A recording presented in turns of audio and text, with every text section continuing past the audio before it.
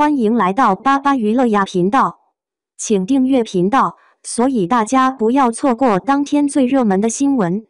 我们今天的时事通讯包括以下内容：莲花楼暗藏大结局，方多病当帝王，李莲花还在。莲花楼继在央视8套播出后，又将在央视1套播出，这一消息确实让诚意大获全胜。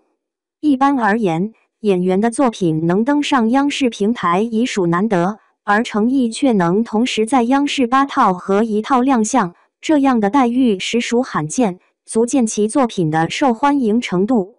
为了欢庆这一喜讯，我迫不及待连夜重温了《莲花楼》全集。令人惊喜的是，在2刷过程中，我意外发现导演与编剧精心为观众准备了隐藏版的惊喜大礼包。这份礼包藏匿得相当巧妙，若不细心品味，恐怕会轻易错过。那么，究竟什么是惊喜大礼包？为何人们会传言莲花楼的隐藏结局是方多病登基为帝，而李莲花依然存活呢？广为人知的是，在第40集中，李莲花将珍贵的忘川花赠予了皇帝，而他本人却悄然离群，前往了一个无人知晓的角落，独自静候生命的终结。尽管番外篇名为《江湖再见》，但李莲花的那一幕却令人感觉如梦似幻，因此许多人皆认为这样的结局过于悲凉。我想说，其实李莲花并未真正离世。在导演和编剧精心为观众准备的惊喜中，碧茶之毒得到了有效压制，使得他得以存活。论及武学天赋，李莲花自谦位居次席，实则无人能及。当年他与狄飞升在东海激战，即便身中世间之毒，仍能与狄飞升平分秋色，更一举击沉金渊盟巨剑，其武艺之高强可见一斑。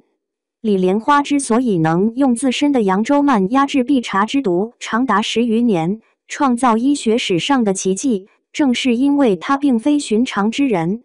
他的非凡之处使得他能够成功对抗这种剧毒，展现出惊人的医学成就。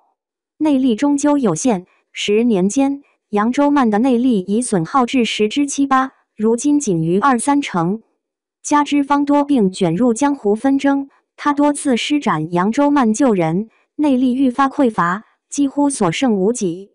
尽管服用忘川花有可能在一定程度上延长他的寿命，但完全清除体内的毒素仍然十分困难，并且服用忘川花并不能保证一定有效。然而，在故事即将迎来大结局之际，导演与编剧巧妙地通过解读狄飞升的独门秘籍悲风白杨，其蕴含的绝处逢生之力，含蓄地向观众透露，李莲花或许能借修炼此功法，再次书写奇迹篇章。随后，李莲花内力突飞猛进，成功击败了丹孤刀，这恰好证明了悲风白杨对他产生了神奇的效果。因此，最后展现的李莲花镜头并非幻觉，而是他悲风白杨功法大成，成功延续了生命的真实写照。皇帝在服用忘川花解毒后，随即赦免了方多病全家。乍一看，似乎皇帝所中之毒极为深重，非得依赖忘川花方能遏制。然而事实并非如此，皇帝所中不过是寻常之毒，以其体质，根本无需下此重手。碧茶之毒对他而言，不过是无谓的浪费。简而言之，让方多病施展扬州慢来为伤者解毒，必定能够促使其痊愈，此绝非夸张之言。李莲花之所以选择将忘川花献给皇帝，实则是因为他深知皇帝欲置他于死地，以绝难应皇族血脉。